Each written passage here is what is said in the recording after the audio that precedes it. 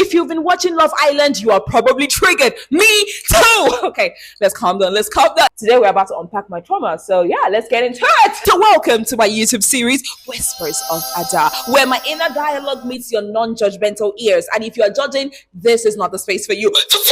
Let me say something before we continue, okay? Love Island is triggering all of us. You know, one thing about life is the things that are triggering you, sometimes it's signaling something. You know, maybe the person you used to be, the person you were, the guilt you used to feel, some things that you need to work on. Understand that with Love Island, I'm older than most of these people, okay? I'm 25. I know, I look 30. I'm finding out that Casey is 22 and this one is 21 and 23. And I'm like, I cannot be overly critical because here's the thing. When I was that age, oh my God, you couldn't tell me shit. You actually could not tell me shit. Okay. So I don't know Casey personally, of course. You know, we're only seeing what they show us, of course. I just want to give these disclaimers before we go into the conversation because I'm not about to be arguing in the comments just in case this video does well. I know it will do well. Superstar!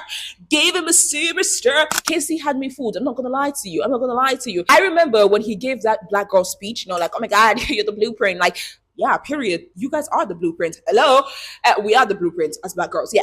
Sorry, I felt like it was a cute speech. However, I reposted the video and I said, I hope he's being real because I would love that. I know who doesn't want to be with somebody who thinks they're the blueprint. So I said, I hope he's real because, hey, if it's not, I'm gonna be triggered.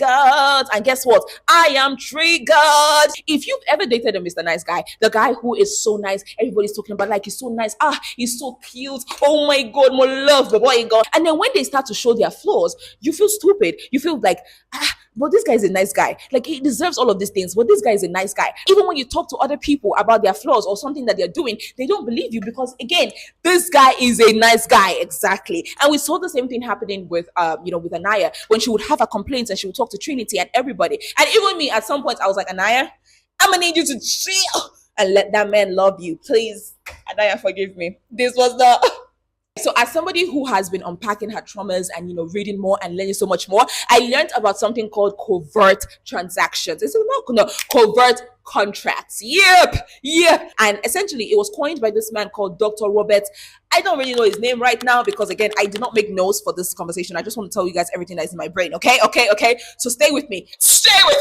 Basically, someone does something for you and they expect something in return. However, they did not communicate to you that they want that thing in return. For example, you're saying, oh, I'm going to give you Gary and the next time you are going to give me sugar. However, I am not aware that you are expecting sugar from me. I'm not aware. And then what happens is there's an imbalance there because there's an expectation that I am not meeting, but I do not even know about. Okay, I'm not aware that you want sugar. Okay, you gave me Gary. I thought you gave me Gary from the goodness of your heart. You just wanted to give me Gary to drink and, you know, to eat my suya. But the thing is, you are giving me that Gary so that in future you can collect suya.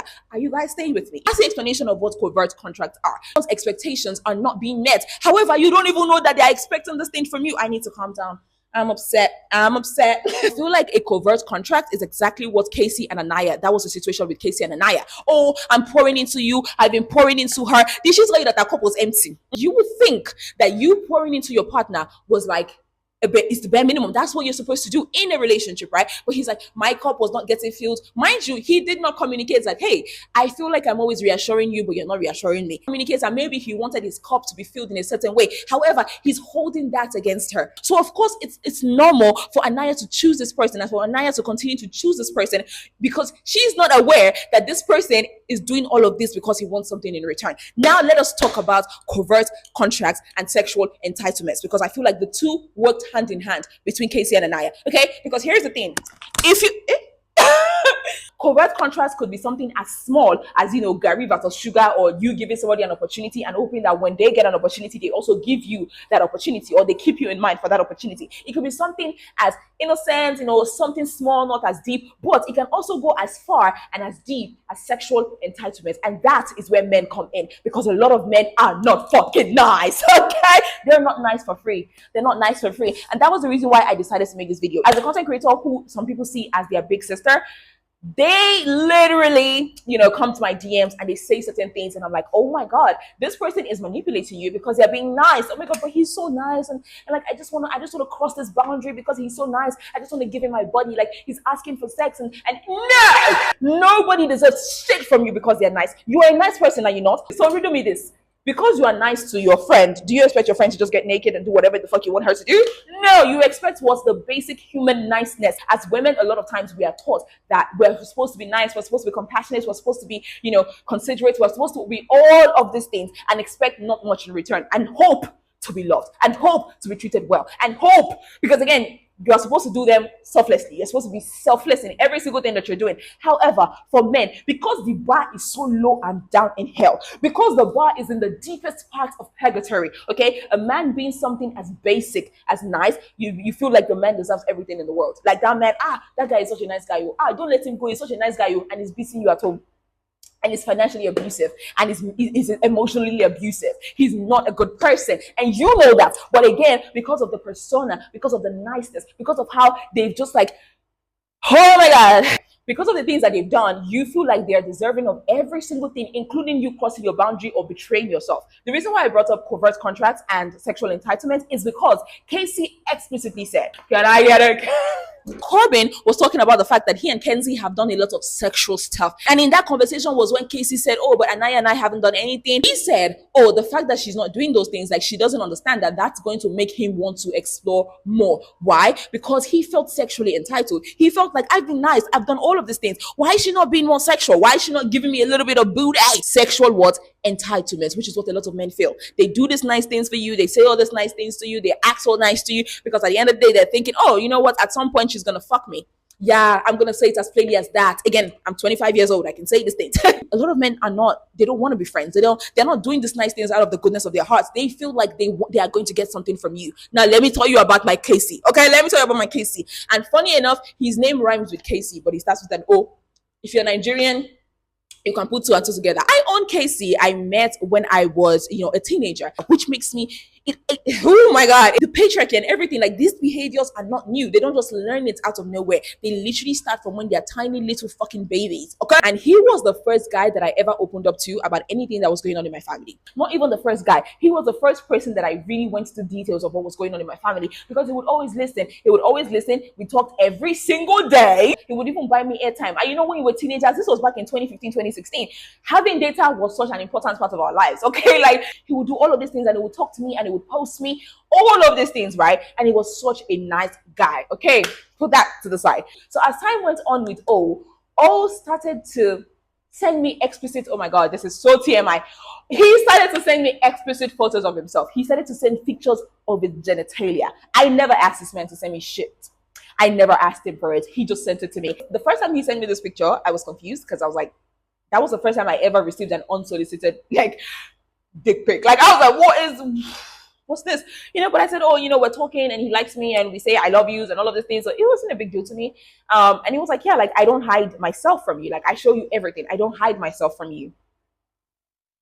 Weird statement to me, given that I told you about my family issues and everything. So I don't think you showing me your genitals would mean that the relationship is any deeper. But I thought, okay, well, he wasn't asking me for anything. However, as time went on, because again, he wasn't sending these pictures once in a while, he was sending it quite often. At least once a week, I was receiving a pic. At least once a week or once in 2 weeks, somewhere there, right? So now he's sending these pictures. I didn't ask for these pictures, but whenever he would send these pictures, he would say things and I'll be like, oh, nice, looks cute. But it was my first time and I was like, oh, that's cute.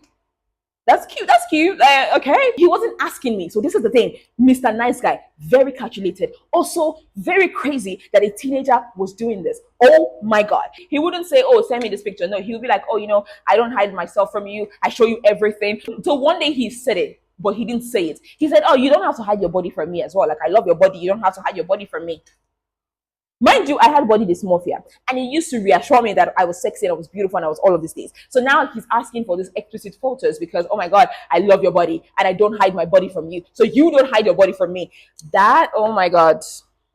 You people are worried about your teenage daughters getting pregnant. You should be worried about your teenage sons who are manipulating other young teenagers to send them news. Okay? And then when they get the news, they're also going to show it to their friends. Those are the children that you should be scared of. Your manipulative little sons. Okay? I trained him well. I know you probably trained him right. but he's stupid, and I need you to check on that. I'm so sorry. Let's move on. He said he was nice to me. He was like, I love your body. I do this, I do that, and I'm so nice to you, and like you don't have to hide anything from me. He already created this whole idea in my head. So whenever he would ask for that thing, I would give it to him. He felt entitled to that because he was nice to me. He was talking to me. So why am I not showing you my quickles? Why are you not showing me your total?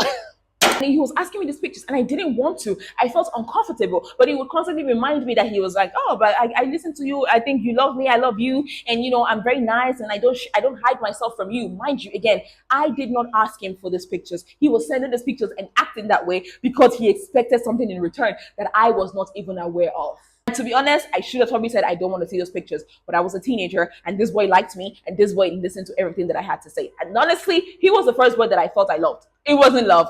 Fuck out of my face. So I started to feel very guilty. I felt guilty because he was guilt tripping me. Again, when it comes to covert contracts, they are very passive aggressive. They are not direct with it, but their behavior changes. You can feel the friction. You can feel the friction, but you don't know what's going on because you're like, okay, what's happening? Sometimes you don't know, and sometimes you can tell that, okay, they want something that they're not getting in return. And in this case, it was some sort of sexual entitlement that he had to my body, right? And the same thing with Casey and Anaya in that sense, because he was doing all of these things and he thought, oh, but I'm nice and I'm doing this, I'm doing that, but she's not giving me ass. She's not giving me booty in the bed. Like, she's not giving me more sexual action. Why should she give you that? Because you were nice to her? You are supposed to be nice. It's a fucking prerequisite. But then again, like I said, the bar is in the deepest part of purgatory. Okay? The bar is in the deepest part of hell. And that's why you being nice will make you think that you deserve something in return. As with many men, their niceness is a currency. They're being nice to you because they want something in return. They want to fuck. Half the time, they want to fuck.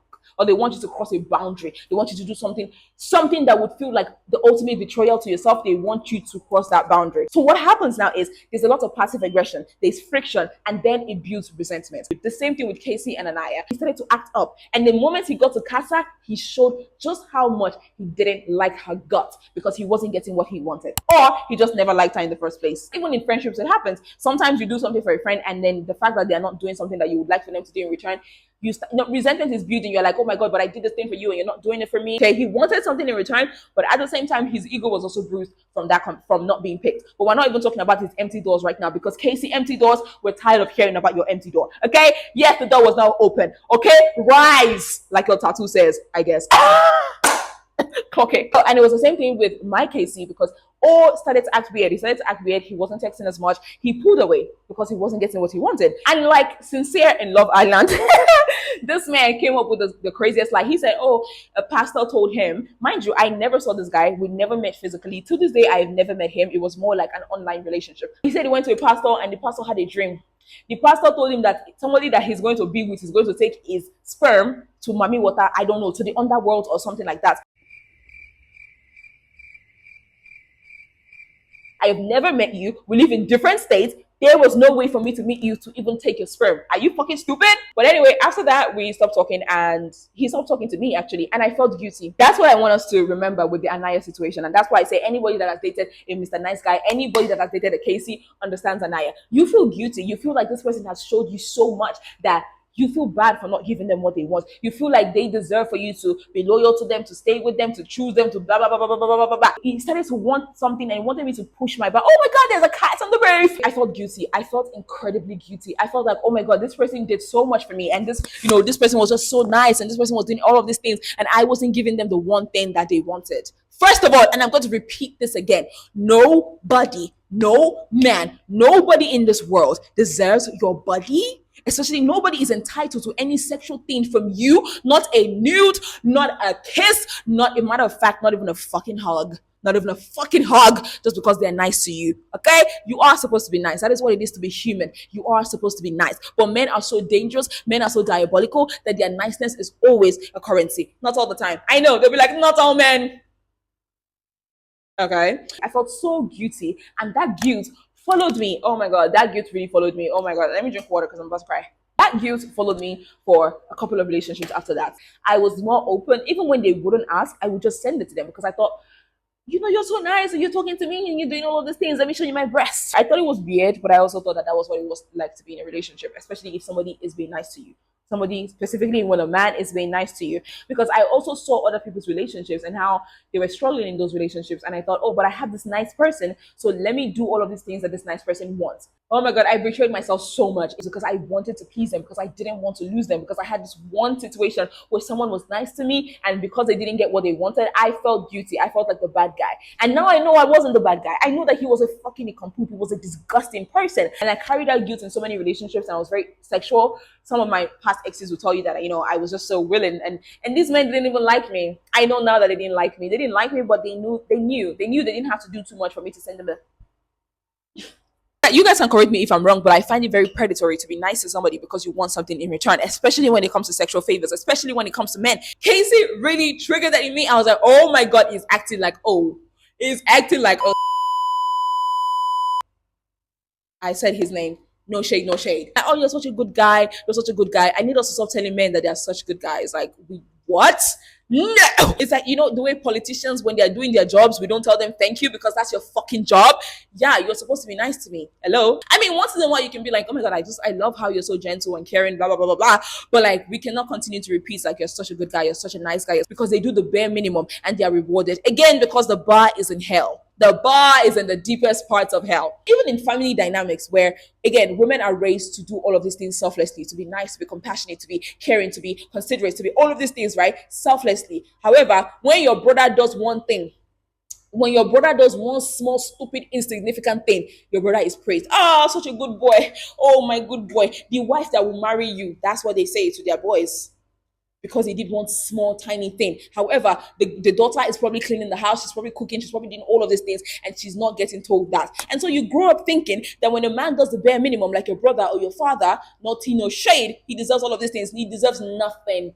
He deserves nothing. That's why you need to work on yourself. Work on yourself, work on your self-worth, your self-concept, work on loving yourself so much that a man being nice to you will be like, okay, you are supposed to be nice. The fuck? If you want to ever get sexual with anybody, it should be because you want to do it. It should not be because, oh my God, he's just so nice. I'm gonna bust it open. No. Bare minimum behavior. I've come a long way. I've figured out my traumas. I've worked on certain things. I've understood certain things. I know that it was never my fault. And if you've ever been in that situation and you've betrayed yourself, whether it's sexually or you've crossed a boundary that you didn't want to cross because someone was nice to you and doing all of these things, and you felt guilty, you felt obligated to, you felt like you should do this, not that you wanted to do it. Don't blame yourself. You didn't know better. Now you know better. But going forward, slap that man for me. Baleti or funny 40. The second is not to stay. Oh, but I've been nice to you. You are supposed to be nice to me, you fucking bitch. Sorry.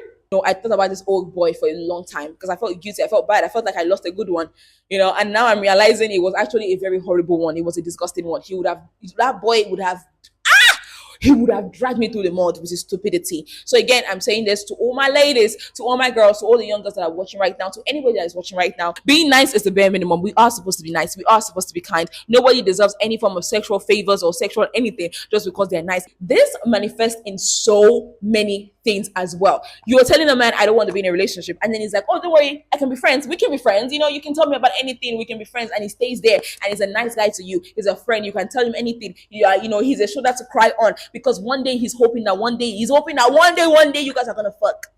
He's hoping that one day you're going to give him a chance. His niceness, it's not real. It's not real. And I think that also affects friendships between men and women, because a lot of times the friendships are not real. They are being nice and they're being friendly and they're doing all of these things because they're hoping that one day we're gonna get in the bed, or you're gonna give me a chance. It's always one of them. It's not always sexual entitlement. It could also be, expecting relationship, expecting romance, expecting to be liked, expecting that they will be desired by you, or you will finally choose them, or something like that, right? Again, I don't know Casey, but that one situation is something that I can definitely point out and say that was a covert contract that he had with himself, and it was covert contract and sexual entitlement. He even said it. He said, oh, I'm sure the Villa girls are giving the Casa boys what they should have given us.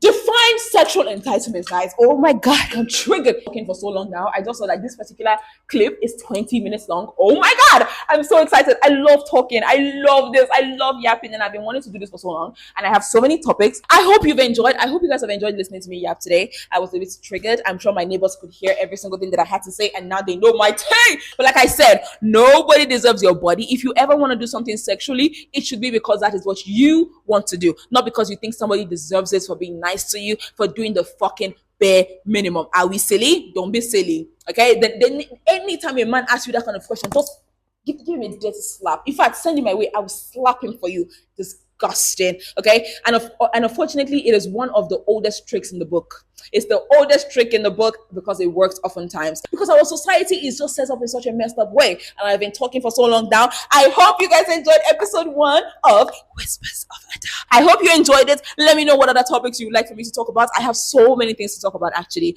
I have so many things to talk about. And if you guys love this, don't worry, you will get another episode very soon. Matter of fact, I can give you 2 episodes per week if you want. Trust me. Okay, well, let's start with 1 episode first. But anyway, I hope you enjoyed it. Let me know if you did. If you made it to the very end, I want you to put a little heart emoji. No. Use the somersault emoji. That's my favorite emoji. Give me a little gymnastics. Give me a little gymnastics in the comment section. And if you enjoyed this, let me know so I can make more videos like this. And if you're new here, again, I did introduce myself. Hi, my name is Ada. I love to yap, and these are some of my inner dialogues. Okay, I talk to myself a lot, and these are the things I say when I talk to myself. So now you have access to my brain, and I hope you enjoyed it. I love you so much. You're deserving of so much. You're deserving of so much love.